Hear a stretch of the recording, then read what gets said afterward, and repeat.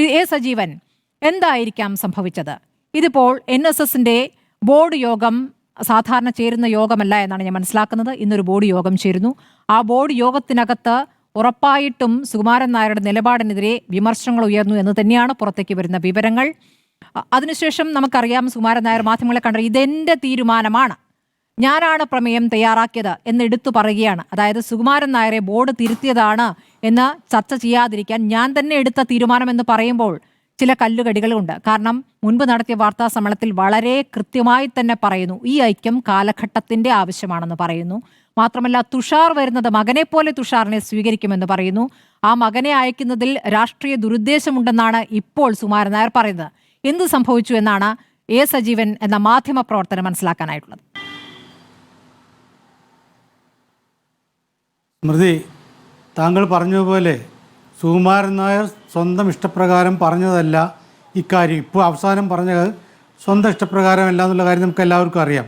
കാരണം ഈ രണ്ട് കാര്യങ്ങളാണ്. ഒന്ന്, താങ്കൾ പറഞ്ഞതുപോലെ ഇത് തുഷാർ വെള്ളാപ്പള്ളി, ഇപ്പോൾ അദ്ദേഹം പറയുന്നത് തുഷാർ വെള്ളാപ്പള്ളിയെ പോലെ ഒരു രാഷ്ട്രീയ പാർട്ടിയുടെ നേതാവായിട്ടുള്ള ഒരാൾ വന്നത്, അതാണ് ഈ ഐക്യപ്പെടലിനെ തങ്ങൾ സംശയത്തോടു കൂടി നോക്കുന്നത് എന്നാണല്ലോ പറഞ്ഞത്. ഈ തുഷാർ വെള്ളാപ്പള്ളി വരുമെന്ന് അദ്ദേഹത്തിന് നേരത്തെ അറിയാം, വരുന്നതിൽ തെറ്റില്ല എന്ന് അദ്ദേഹത്തിന് കൃത്യമായിട്ട് അറിയാം, അദ്ദേഹത്തെ സ്വീകരിക്കും എന്നുള്ള കാര്യം പറഞ്ഞിട്ടുണ്ട്. അപ്പോൾ തുഷാർ വെള്ളാപ്പള്ളി അല്ല പ്രശ്നം.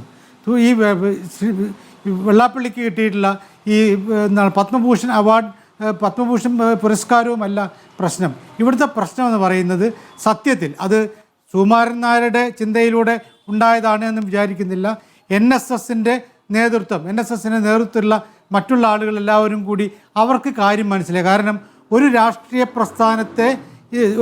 പ്രസ്ഥാനത്തിലേക്ക് അല്ലെങ്കിൽ ഒരു രാഷ്ട്രീയ കൂട്ടായ്മയിലേക്ക് ഈ NSSനെ ചതിക്കുഴിയിലൂടെ വീഴ്ത്താനുള്ള ശ്രമമാണ് അത് ഈ നടേശൻ കൃത്യമായിട്ട് ചെയ്തുകൊണ്ടിരിക്കുന്നതെന്നുള്ള കാര്യം അത് അവർക്ക് പിന്നീട് ബോധ്യം. കാരണം കാരണം ഈ ഇവിടെ പ്രതിപക്ഷ നേതാവ് വർഗീയതക്കെതിരെ അല്ലെങ്കിൽ വർഗീയത രാഷ്ട്രീയ ആയുധമാക്കുന്നതിനെതിരെ നിരന്തരം പ്രസംഗിക്കുമ്പോഴാണ് VD സതീശനെതിരെ വെള്ളാപ്പള്ളി പ്രതികരിച്ചുകൊണ്ടിരിക്കുന്നത്. അത് ഏറ്റെടുക്കേണ്ട ഒരു സാഹചര്യവും NSS ജനറൽ സെക്രട്ടറിക്കില്ല. NSS ജനറൽ സെക്രട്ടറി എന്തിനാണ് അതിന്റെ വാലുമേൽ പോയി തൂങ്ങുന്നത് എന്ന ചോദ്യം ബോർഡ് യോഗത്തിൽ ഉയർന്നു എന്നാണ് മനസ്സിലാക്കുന്നത്. ശ്രീ സജീവൻ, തീർച്ചയായിട്ടും അത് വെള്ളാപ്പള്ളിയോടുള്ള താല്പര്യത്തിലല്ല, അത് നമുക്ക് എല്ലാവർക്കും അറിയാം. സർക്കാരിനോട് പെട്ടെന്ന് അദ്ദേഹത്തിനുണ്ടായിട്ടുള്ള പ്രേമം, അതുകൊണ്ടാണല്ലോ കുറച്ച് മുമ്പ് മാസങ്ങൾ ഒരു മാസം മുമ്പ് തന്നെ അദ്ദേഹത്തിൻ്റെ സംസാരത്തിലൊക്കെ വന്ന മാറ്റങ്ങൾ സർക്കാരിനെ പ്രകീർത്തിക്കുന്നു, മുഖ്യമന്ത്രിയെ പ്രകീർത്തിക്കുന്നു.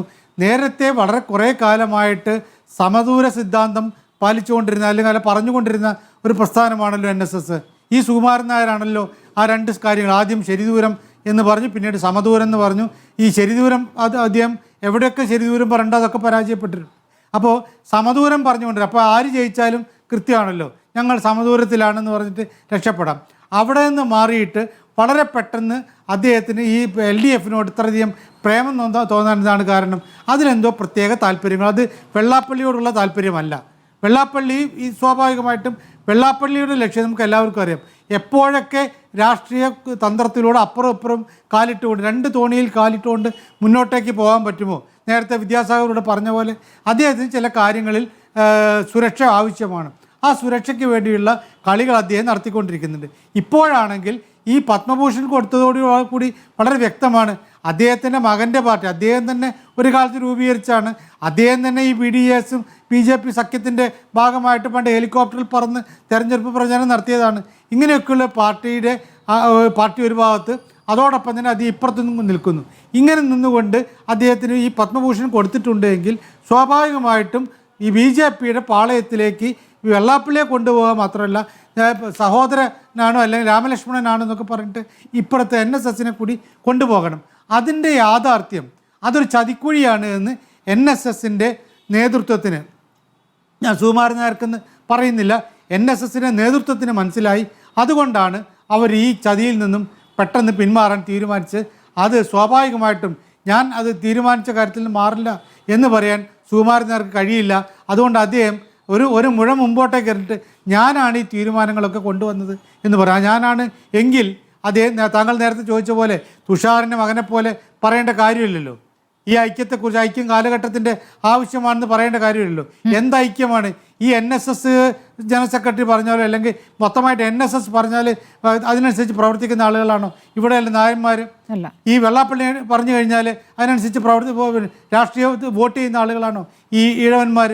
അപ്പോൾ ഇവർ രണ്ടുപേരും ഇല്ലാത്ത ഒരു ശക്തി ഇങ്ങനെ കാണിച്ചിട്ട് മുന്നേ തീർച്ചയായിട്ടും. അപ്പോൾ അതുകൊണ്ട് ഇതിന് പിന്നിലുള്ള കള്ളക്കളി, ഇതിന് പിന്നിലുള്ള രാഷ്ട്രീയ കളി ഇവിടെയുള്ള ശരിയായ നായർ നേതാക്കന്മാർക്ക് മനസ്സിലായി എന്നാണ് ഈ തീരുമാനത്തിൻ്റെ അർത്ഥം. ശരി.